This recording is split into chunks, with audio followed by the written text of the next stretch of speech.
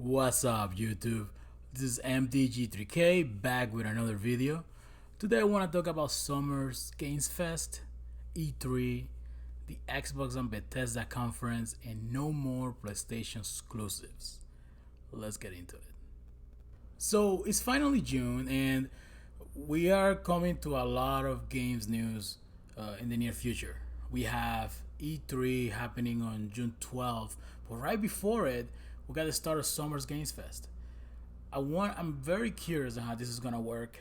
What announcements are gonna be on Summer's Game Fest? I know they have some exclusive content they're gonna be showing on their little festival, and then on June 13th we have the Xbox Bethesda Games Showcase.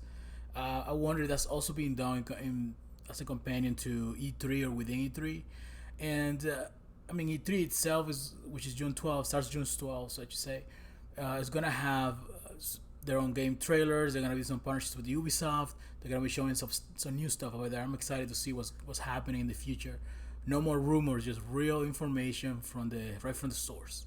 And then I know also Nintendo has something to do with E3 as well. So hopefully we see the new Switch Pro unveil that everybody keeps talking about and just rumoring. The other thing that I noticed is that Sony is not present on E3, and that's very curious to me. They just recently had the state of play with Horizon Zero Dawn. I know Sony has not been part of E3 in the past, but I was expecting them to announce another state of play or some kind of at least 1 hour conference before or right after it.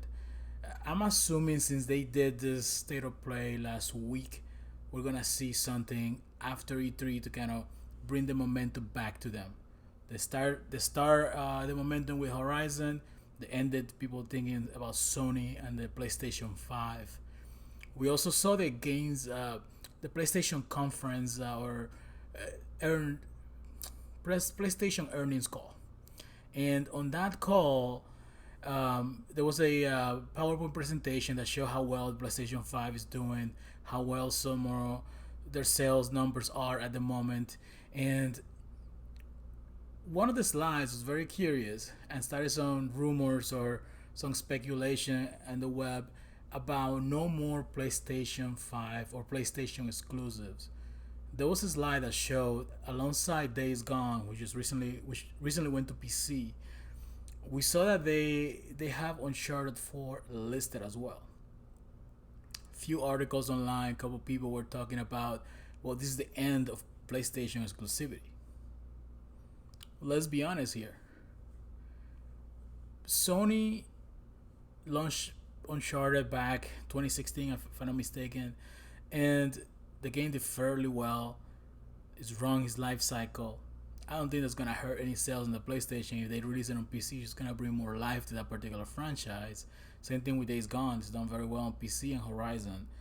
So I don't see anything wrong with them bringing the older games from the previous generation to PC, especially since some of those games are already given to you once you get a PlayStation 5 in the games collection.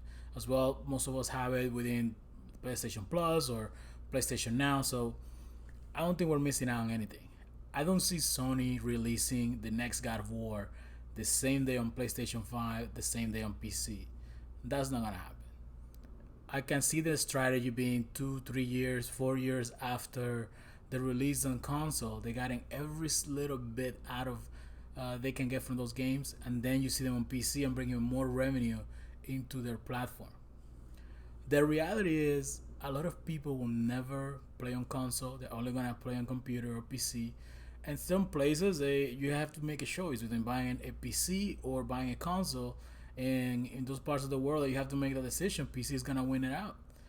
So I can see this being a very smart move in Sony's part just to make more revenue. Can't knock them, and this is gonna definitely start shifting that conversation or shifting.